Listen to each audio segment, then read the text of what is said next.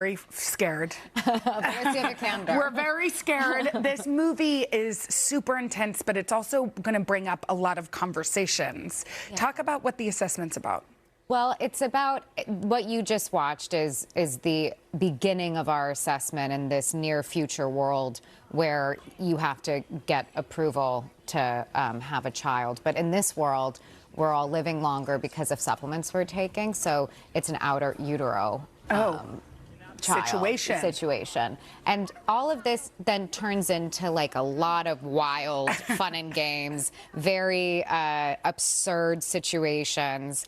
And it's a special film with, you just don't know what's going to ever come into the next scene, and it constantly surprises you. And it brings up lots of questions about why, if you're going through so much tedious assessing, what comes up as to why you want a child, why you deserve to have a child, and use the resources it will take in this society to have one. But then at the same time, it is a comment on the resources we use as if we choose to get older longer and stay around longer than what happens to the earth that we're living on. But it does all of that, I think, in a really elegant way, not so much in telling you how to think or feel, but just examine our own existence. Exactly. You have faced a fear when making this movie. Yes. It opens with you swimming beautifully in open water. Yeah.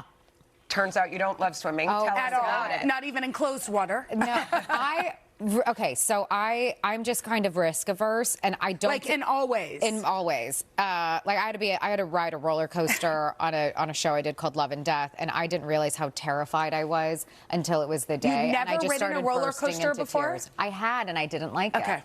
Yeah, so you chose not to. No need to. So you chose not to. And like I think the furthest, like the most adrenaline I ever get is like swinging in Avengers or whatever. Yeah. They like put me on wires and I just like swing around doing magic. And I know, I was going to say, it's a little counterintuitive that you're risk adverse, but you're in an Avengers. Yeah, so I feel safe with stunts, right? There's a lot of checks and balances there. And you know that they can like hold a truck, but they're just holding you.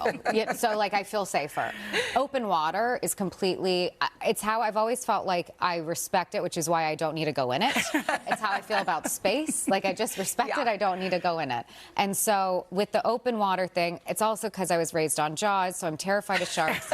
And so I asked for scuba divers and we're a very small independent film. I asked for 2 scuba divers to be underwater looking for sharks while I was swimming. They have never had a shark attack in Tenerife before. Were you all shot? Yeah, and there was, where we shot the exteriors. And so they were like, this is kind of absurd, this doesn't happen here. But they did it anyway. Like, just in case. And also there was like a crazy storm that came from the coast of Africa, so the water was super rough. And so I was, with all my lessons, I was, swimming my little butt off, and I was going nowhere because of the current. It was just like me fighting. Yeah, it was like being on a treadmill in open water. And, so is that your last, that's it? Will you ever go in the ocean again? No, I now go in it. What? Oh, because you overcame it. Yeah, I really actually enjoy it, and I now swim in the ocean. Maybe we go on roller coasters together. Maybe this is it. No. That didn't work. Okay. I did it once, and they were like, are you sure you don't want to do it when we put the camera behind you? And I was like, nope. It's over. That was it. We were telling you during commercial break, we said the word sissy like 27 times in one show.